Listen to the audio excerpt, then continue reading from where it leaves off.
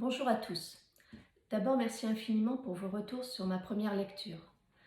Pour celle d'aujourd'hui, je vous emmène dans les pensées d'une blonde.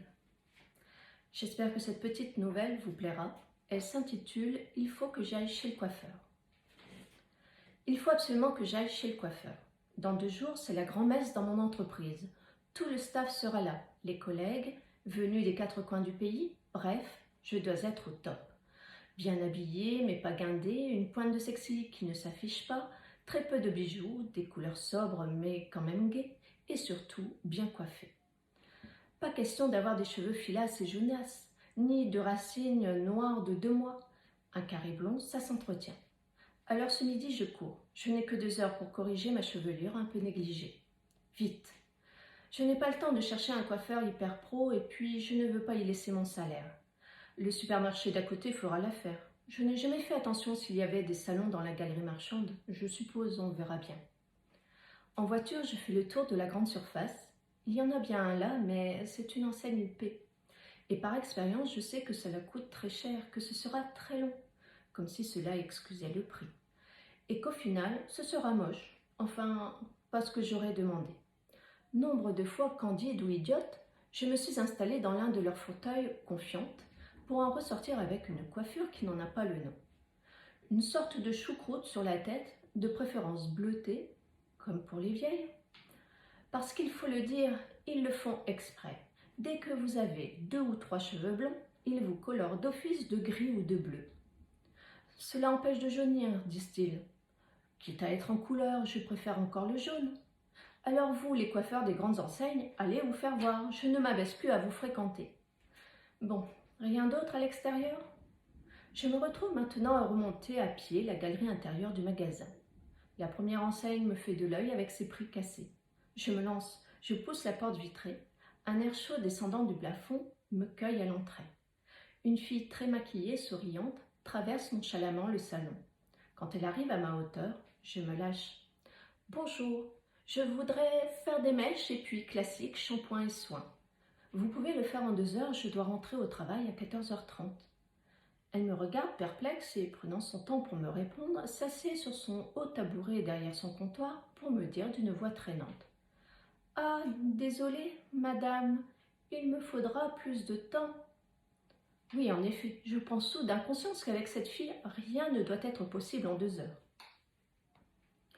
Me voilà à courir de nouveau dans cette galerie bizarrement interminable.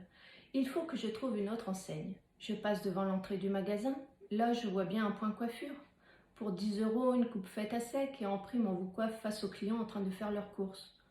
Oui, c'est bien pour les garçons ou les gamins, mais nous les filles, on a des impératifs. Il nous faut du spécial. Je dépasse donc l'entrée du magasin, toujours en trottinant, regardant de droite et de gauche des boutiques colorées dont je ne perçois même pas l'utilité. Ah, ici. Bonjour, je voudrais des mèches, enfin un raccord de mèches. Et un shampoing en 2 heures, c'est possible? Je tente de minimiser ma demande espérant en raccourcir le délai d'exécution. La dame sérieuse qui m'observe des pieds à la tête hésite. Les effluves de parfum, d'huile précieuse et de lac m'enveloppent. J'ai l'impression de passer un examen d'embauche chez Chanel ou Givenchy. Ou alors le célèbre coloriste Christophe Robin est peut-être caché dans le vestiaire, prêt à me faire the coiffeur de star. Alors je souris, essayant de montrer une image timide et sage, mais super sympa. Surtout ne pas paraître arrogante. Et Christophe m'apprendra peut-être après comment déchirer l'écran et snober tout le monde avec mes nouvelles mèches. Je prends mon air de cliente idéale, gentille, pas exigeante et muette. « On fera un flash amélioré, me dit-elle catégorique. Sylvie, tu peux installer ta cliente. Yes, j'ai gagné, j'ai l'impression d'avoir eu mon bac. J'ai envie de l'embrasser. Même si je me retiens d'exprimer un peu trop fort mon contentement, mon visage a dû s'éclairer, car la dame surprise me jette soudain un regard de dédain. Mais trop tard, j'y suis, j'y reste. Sylvie est déjà là et me met la blouse noire, qui ne s'enfile pas par devant. Pendant des années, on nous a fait le coup de la camisole de force et maintenant ils font comme si c'était évident que leur blouse s'enfile comme une veste. Bref. Je vois que la dame qui me suit des yeux regrette de m'avoir dit oui, mais Sylvie me sourit puis m'entraîne vers le fond du salon. Assise, j'attends ses instructions. Je n'ose pas sortir mon iPhone, surtout pas de signes ostentatoires de pseudo-riche. On ne sait jamais, le prix pourrait grimper. Sylvie me propose le flash amélioré. C'est pareil, mais avec plus de mèches et pour un prix identique. Mais c'est plutôt bien. Elle revient bientôt avec son matériel et le produit commence immédiatement et énergiquement son travail sur ma tête. Elle me précise même qu'en 1h30 ce sera fini. Parfait, j'aurai en plus un peu de temps pour faire des courses. Elle parle, me questionne, toujours avec l'idée que je ne veux pas exposer quelconque signe qui pourrait lui faire croire que je suis prête à payer n'importe quel prix pour une choucroute bleue. Je me montre aimable, avenante et si simple. Soudain, elle m'apostrophe. Vous avez beaucoup de cheveux gris. Aïe, surtout ne pas l'encourager. Le violet me guette. Non, pas vraiment, et ça ne se voit pas dans le blond. Et ça ne m'empêche pas de devoir faire des mèches. Elle ne dit rien. Elle s'en moque, trop occupée maintenant à répondre à la dame de l'accueil qui l'a interpellée. Cette dernière fait comme si je n'existais pas, comme si Sylvie était là à fainéantiser.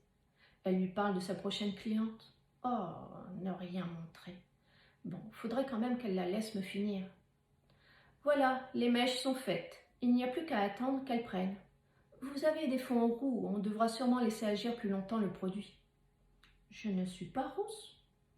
Je souris quand même, j'ai de la marge, elle peut déborder un peu de son heure et demie, même pas peur. Elle est partie s'occuper d'une coupe d'hommes.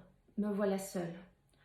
Non, je ne prendrai pas mon portable. Je fais semblant de lire un magazine qu'elle a déposé devant moi. Je n'ai pas mes lunettes Gucci, qu'il ne faut pas que je sorte de mon sac Burberry, dont j'ai caché la marque avec mon foulard Hermès, roulé pour qu'on ne voie pas son étiquette. Ah, voilà, elle a fini de raser le type qui la baratine. Il est encore plus laid qu'en arrivant.